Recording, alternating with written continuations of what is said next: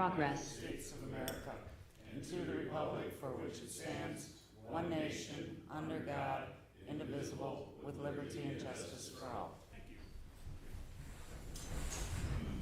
All right, well, I had a chance to take a look at the regular agenda. Do I have a motion to approve same? I'll move. John I'll second. and Ben. Councilmember Carr? Aye. Councilmember Rod? Aye. Councilmember Gayfer? Councilmember Cornett? Aye. Mayor Huber?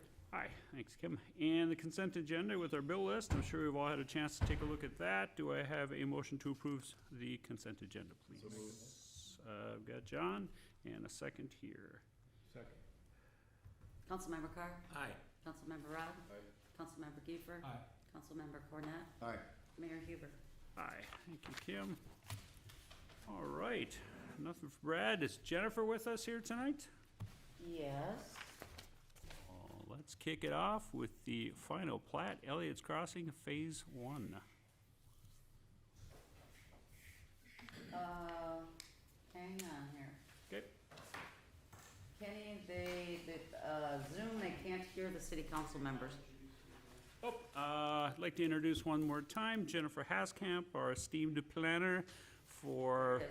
consideration of Resolution 2024-19, final plat, Elliots Crossing, Phase 1. Jennifer, are you with us? I am, and I can hear you now, so that's great. Hi, Jen. So, Mr. Mayor, members of the council, before you this evening, we have a request for a final plat of Elliott Crossing. I've got a short presentation. I'm going to go ahead and share my screen. Let's see here.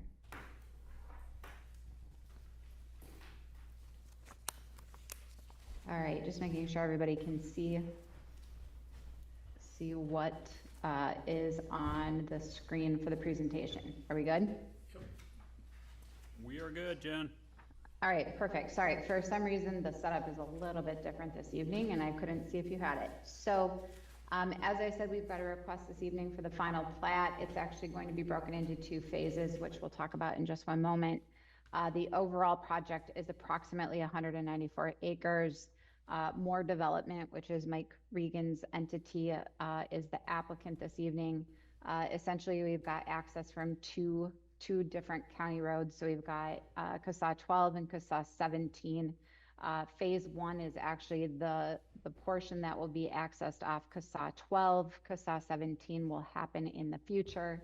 We've got 4 PIDs that are associated with the project, and the zoning is A2. So as I said, we're going to break this into 2 phases. The first phase is that portion that will be accessed off of CASA 12. The new cul-de-sac will be called Keswick Court North. The lots in this particular phase range from approximately 7.5 to 18.4 acres. And then essentially what will happen is the future phases will get platted as outlots in Outlot A and Outlot B, which is consistent with how we have handled phase developments in the past. What will happen is in the future, the applicant or developer will come back and will replat Outlot A and B. And when they do that, at that time, that's when that portion of the outlot that is part of the golf course where there's the 3 holes, that will then be resolved at that time in its own outlot, because that is a part of the phase 2. So right now, it will be part of that future phased outlot area. When that occurs, obviously we're going to have the new cul-de-sac that will also go into phase 2, and everything will essentially be recorded in the proper locations at that time. So phase 2 has a little bit more work to it, but it is all documented within the development agreement that was also provided to you, I believe, late last week. So in terms of what we're looking for, or looking at in terms of phase 1, all the lots in phase 1 and phase 2 were required to be resubmitted as part of the preliminary plat and updated to demonstrate compliance with the conditions that were provided as part of that preliminary plat process. We did check all of those. They are consistent with the conditions and recommendations that were provided during that preliminary plat process. Phase 1 and 2, as you'll recall, do not connect because in between both those phases, we've got the 3 golf holes, excuse me. And then there's also the fen, the wetland area that is in between those two. So those cul-de-sacs do not connect. The subdivision is going to include an HOA. The responsibility of that HOA is primarily going to be related to the stormwater facilities that must be constructed on the site. There will also be some architectural and design standards. Those are not usually something that we're overly concerned about because it complies with the ordinance. We don't have those architectural standards, but those will also be documented within the HOA. The primary and secondary septic system for each lot was identified during the preliminary plat process. The revised plans are consistent with what was submitted in that preliminary plat process. And those areas are then identified also within the resolution, but then also the development agreement to ensure that those septic sites are protected during the construction process. As I said, the first phase is coming off CSA 12. Washington County has required turn lanes be added onto CSA 12 in order to access the cul-de-sac. Those plans were submitted as well, so we have those engineering drawings. The county will be permitting that. Obviously, we will have Brad reviewing that permit process and those engineering plans as well. And then the future cul-de-sac that will be accessed off of CSA 17 will be dedicated as part of phase 2. So as it stands as part of that outlot. So just a quick overview, the area in pink is the portion of phase 1 that we're talking about with the 12 lots. A little bit of a blow up of that. You can see the 12 proposed lots accessing off of Keswick Court North. That runs north to south and connects to CSA 12 on the north side. And then you can also see along the easterly side that fen or wetland area that separates this phase and then the golf holes from phase 2. As I said, those septic areas are identified within the plans. You can see that some of the septic areas based on the plan are actually adjacent to or fairly close to where some of the road construction is. So from that perspective, those have to be roped off and protected during that final plat or during the construction process, excuse me. That is documented both within the resolution and then also on your development agreement that was provided, I believe, on Friday. So a couple quick notes with respect to the final plat. As I think most of you are aware, because we've been through this a couple of times, there's essentially a couple things that the final plat allows us to do. The first is to determine whether or not the proposed final plat is consistent with the preliminary plat. So are there any significant deviations? Second, did they update the materials to match the conditions that were recommended from the preliminary plat process? And then third, to see if there's any additional conditions that should be added with respect to the construction process and the site work that obviously commences once this plat process is completed. So as presented and as submitted, the construction plans, the final plat and the block configuration, the road layout, the access locations are all consistent with the preliminary plat. There are no significant changes. So from that perspective, it's meeting that criteria. They have made those minor adjustments that I just discussed that were part of the preliminary plat process. They have addressed those that applied to both phase 1 and phase 2. And then obviously once phase 2 comes in, we'll check it once again to confirm that those conditions have been met and that nothing has changed. So I'm not going to go through each of these conditions. They were in your packet this evening. There's just a couple of things I want to highlight very quickly. The first being the Browns Creek Watershed District. The applicant developer is scheduled to be in front of them in about a week, so November 13th. That is when they're expecting their permit approvals from Browns Creek. This is not unusual that their meeting is, a week behind us. So obviously the condition is that they need to make sure that they A, get that permit, and B, if anything comes out of that permit process that would substantially alter the plat in any way, that they may have to go through our process again. Obviously at this point, they're very far along in that process. There's no indication that that is the case, but just to be clear that that condition is carried over in terms of making sure that what we see tonight is what actually gets platted. Anything that might change that would require them to come back through our process.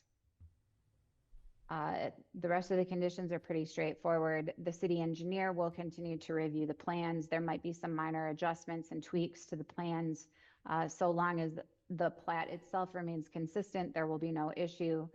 Brad will take a look at it. Obviously, the most recent or approved plans will then be what become appended to or the subject of the development agreement. I think everything else is relatively straightforward. The development agreement, as I said, has been reviewed by both the developer, the city engineer, and the city attorney. The draft is provided to you this evening for your consideration. A couple of things that are identified within that, I'm going to just skip over to the development agreement. A couple of pieces in that development agreement that have yet to be resolved, one of them being the letter of credit. So oftentimes what we do is actually get the bid from the developer so that our number for the letter of credit is more accurate. They do expect to have that bid within the next few days. So in this case, there are blanks that are in the development agreement that need to be filled in once we have that bid. That is not unusual. We've seen that before in the drafts that you have reviewed. So essentially, we'll get those added as soon as we get the bid in.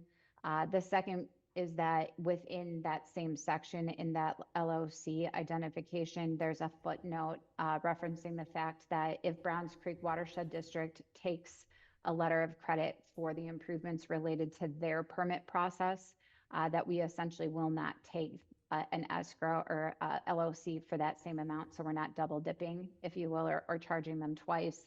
We have also done that in the past. So we will back out those costs. We just need proof or evidence from Browns Creek Watershed District that they have taken that letter of credit. The developer has asked for a little bit more detail with respect to also the fee estimate that is provided within in the draft development agreement.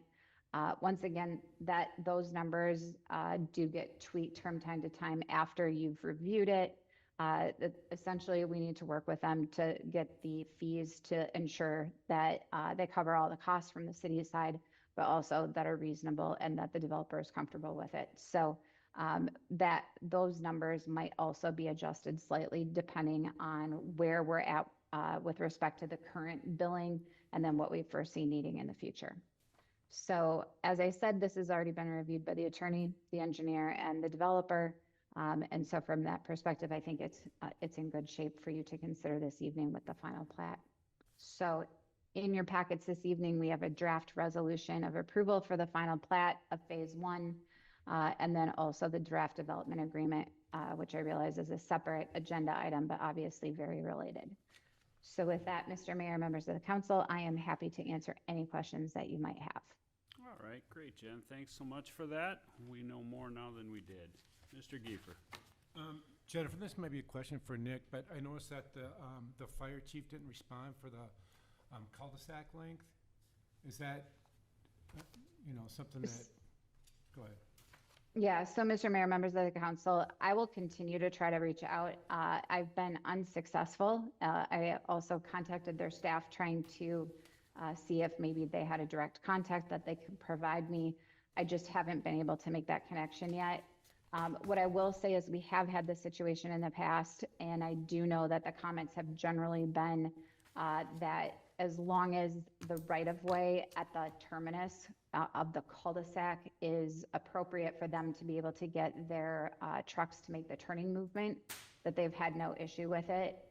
So this has happened, I think, 2 or 3 times in the time, at least, that I've been with the city. So I would very much expect the same reaction out of them to be as long as that cul-de-sac terminus has adequate right-of-way, which in this case, it meets our full standard city specifications. So I believe that they will be comfortable with it. After the fact, I will continue to try to get a response out of them, though. So we could put that as a condition for approval? You could, sure. If that makes you feel a little bit more comfortable, we certainly could add that into the final plat resolution if you would like. Say, Jennifer, just a quick question. Are you trying to get a hold of Terry Fisher? or Stewart, over in Stillwater? It is Stillwater. I would have to go back and look. Okay, Uh, yeah. So 'cause it sounds like Terry's- you may have a better contact than I do, and therefore Yeah. perhaps I could connect with you after the meeting and see. Yeah, Terry flew the coop, he's at his cabin now, he retired, so Stewart and Stillwater's the one to talk to, but we can correspond on that one. Yeah, the reason for my concern on that, even my initial concern on that, was the number of homes down the length of this cul-de-sac. So if you've got a wind-driven fire or something like that, you're gonna need a lot of equipment, right? So whether the cul-de-sac is large enough to turn on a fire truck in is part of the concern.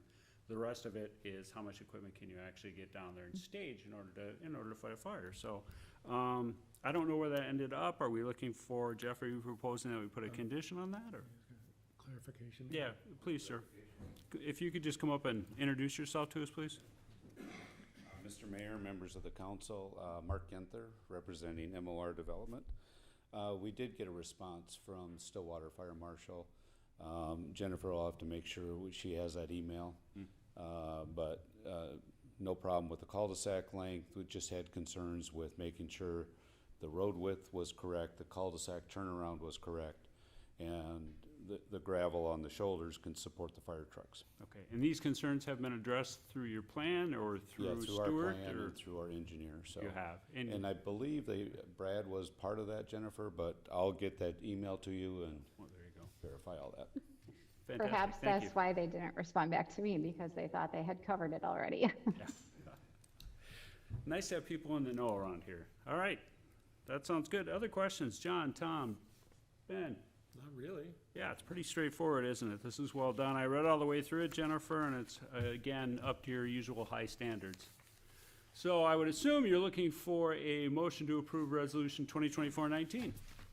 All right, gentlemen, on the table, 2024-19. I'll make the motion. All right, we have a first, do we have a second, gentlemen? I'll second. Thanks, Ben. Councilmember Carr? Aye. Councilmember Rob? Aye. Councilmember Kiefer? Aye. Councilmember Cornet? Aye. Mayor Heber? Aye. All right, moving on. Development Agreement, Elliots Crossing Phase 1. Jennifer? So, Mr. Mayor, members of the council, once again, I covered the majority of the development agreement in my presentation. If you have any additional questions, I'm happy to answer them. Again, there are a couple blanks with respect to the letter of credit. That is typical. I believe several times we've had that in front of you without those, because we want to make sure that we get the bid and make sure that the numbers are actually accurate. Makes it much better for both the city side and the developer side. So, and it sounds like Mark is there on behalf of the applicant. I believe they were supposed to get those within the next 2 or 3 days, and then we can populate the remainder of those numbers. So with that, I'm happy to answer any questions you might have specifically about the development agreement. Gentlemen? Guys? No, doesn't sound like it, Jen. Sounds like we're good. Perfect. All right. Thanks for showing up today. You're welcome. Thank you. I think we Do you do. need a motion? Kim, 'Cause I I don't don't have it in know. my We do need a packet. motion to approve the development agreement, though. Ah, you emailed it afterwards. No wonder I haven't been home. Okay, go ahead, gentlemen. I'll make the motion. What's the motion on again? The development agreement. Oh, Approve the because I development didn't see it agreement. either, so, Yeah. all right, that's all right. Yeah, it was sent to you guys Friday. Really? Okay.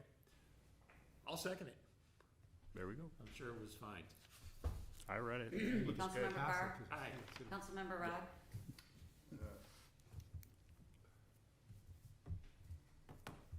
Just looking at it. Must have missed that one.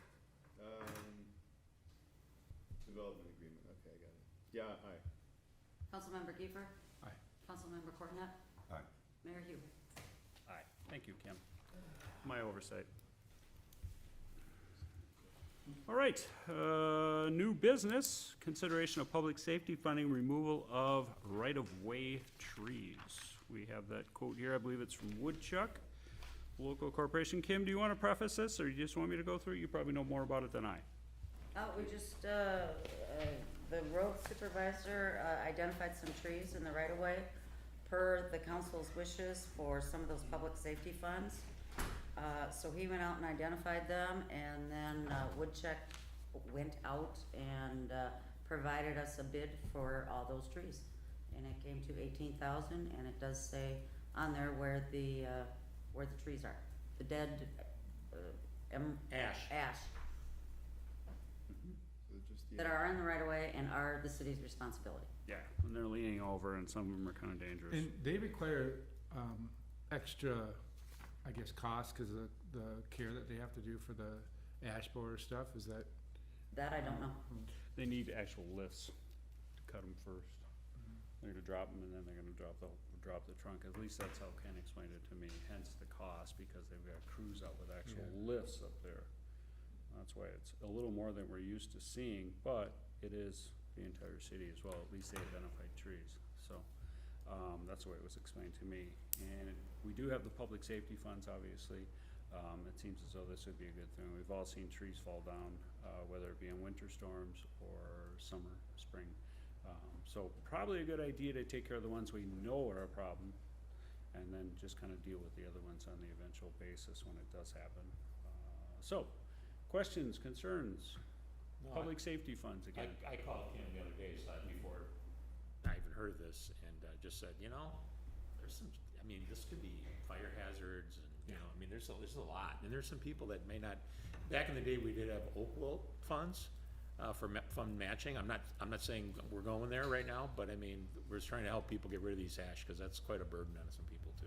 It is, yeah, and well, they're not actually their responsibility since they are on the right of Right. way, but some of them may feel their responsibility and expend their own funds when it is actually a city responsibility. So, motion to approve the woodchuck tree care quote to clean up the ROW. Also move. All right, do we have a second? second. And Ben, we got Tom and Ben. Don't know. Doesn't Mr. Mayor matter. will call on you or not. It's called Tom and Ben. Do you have questions? John, we can take questions. Yeah, I had a question, Okay. just Why don't you come on up to the microphone, introduce yourself, and if you could sign in for me, please? Generally, you don't take, I'm sorry, this is not a public hearing. I know it's not a public hearing, but I'm gonna hear from this gentleman. He should have stood up earlier during the public comment, but if he has a short comment, I'll listen to it. Sir?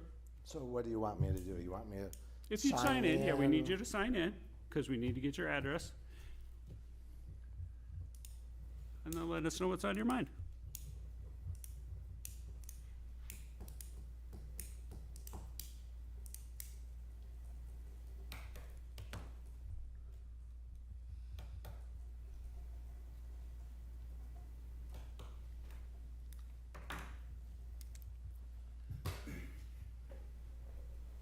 Go ahead, sir. it was just you were having a discussion Yep.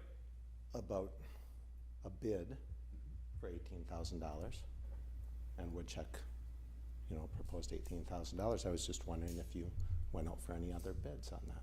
Typically, if I have somebody coming and cutting down trees at my place, I'll get 2 or 3 different bids and go with the one that just makes the most sense.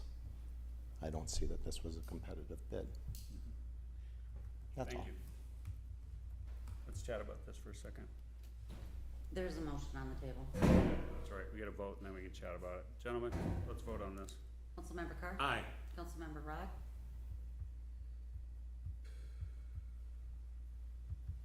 Makes a good point. We have one quote. Nay. Councilmember Kiefer? Aye. Councilmember Cornet? Aye. Mayor Huber? Aye. Let's talk about our bidding process for a second, especially when it comes to tree care.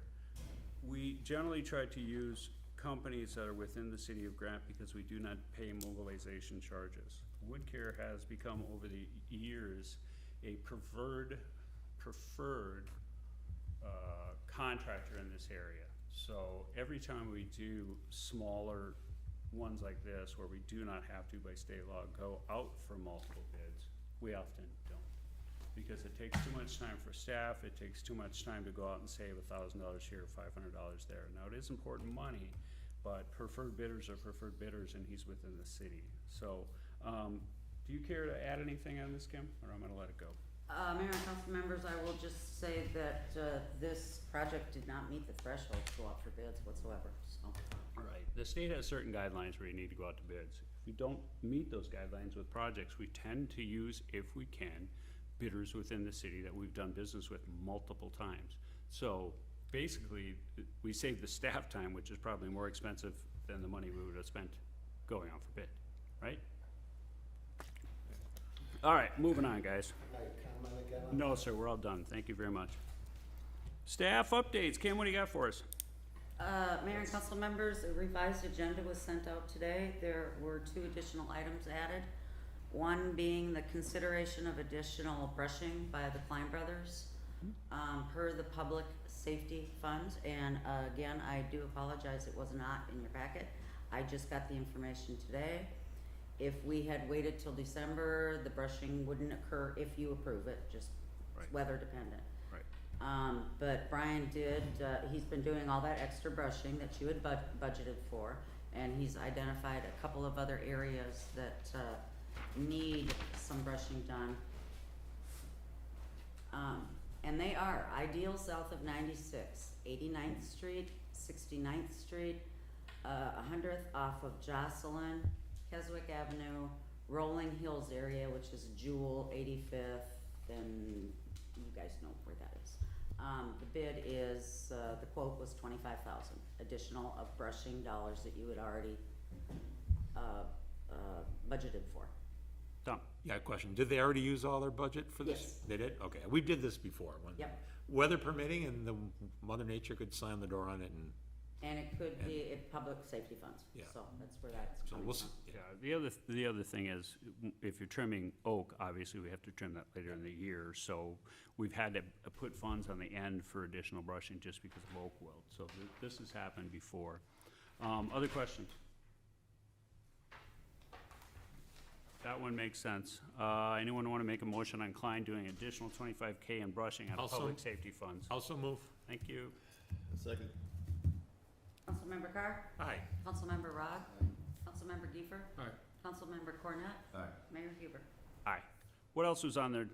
Kim? We need to set up a canvass of election, meeting, just to certify you, as you all, I think most of you know, it's a 2-minute meeting. I need 3 of you. I was proposing, 10 a.m. Friday here at Town Hall, but I don't know that that's gonna work, so you guys decide. Does 10 a.m., do 3 of you work? I can, I'm hoping that I have the canvass of election by the county, that's my concern. how soon do we have to do it? Yeah, you have, it starts the 8th and ends the, 15th, but Monday is a holiday, so they've kind of, yeah. So it has to be done by the 15th. the I'll be following around, Friday. yeah. It's okay, on the 8th? 10? If I have the canvass of election, if I have it from the county. You have it, otherwise we can call and reschedule, it, right? Well, I need to post this, so. Yeah, right. Well, let's do the 8th at 10. Okay, Well- here, Town Hall. Do we have a third So- person here? So Me and Johnny, so you, John, are you Did gonna you be say able? yes or no? I didn't hear you, I'm sorry. The kids are off from school that day. It's possible, very possible. Okay, who knows? I'll be in Cleveland. He can't. You can't? John, if you can't, let me know as soon as possible, cause that'll affect my trip up north for deer hunting, so. But I can Monday, Tuesday, no problem next week. Well, not Monday, that's a holiday, but Tuesday, Wednesday. Okay, we'll put John, Jeff, and I'll be you alternate. guys will straighten that out yourselves, right? Yeah, I'll be the alternate there. Okay, cool. You can be the alternate if you can't make it. All right. So who is it going to be?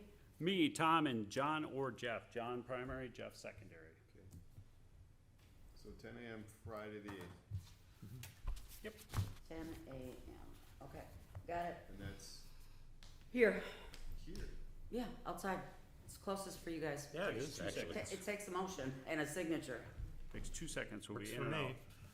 This is not Arizona. We will actually count our votes quickly, efficiently, not next week. Anything else? Nope. Got nothing? All right, no staff updates. Nobody's raising their hand on that. City council reports, future agenda items. Gentlemen, as the outgoing mayor, a couple of things have come to my attention. I'm hearing the strangest rumors that First Resource Bank, who we brought in to handle our checking accounts is somehow some kind of nefarious scheme, because we had a $150,000 minimum in there. Keeping in mind, First Resource Bank works with almost all of the local cities.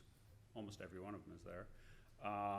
And as you all know, none of you get actual interest on a plain old checking account, because that's how the bank makes their money from you. The interest on that money goes to their bottom line, and that's how they pay their bills, which they have as well. So when we first started there, our minimum was $150,000. That has been dropped some time ago to $50,000, so I think more reasonable. They've been able to gauge our business, see how much it costs, where is the break-even point for them to make some money on it, and for us to have a functioning checking account. And that turns out to be $50,000. Any questions on this can be either presented to me while I'm still in office, or to Mr. Carr, who actually signed off on the accounts as well. So we both knew what we were signing when we signed it. We both are well aware of what's going on over at First Resource Bank, and we're the signatories. So questions on it, give us a call. We'd be welcome to answer those questions. Two, a little advice, gentlemen. I may not be here any longer. I may not be here next month. I may be here, hard to tell. Keep your staff, because they in aggregate are smarter than any one of us up here, and they truly run the city. We don't. We make the decisions, they run the city. I'll say it again.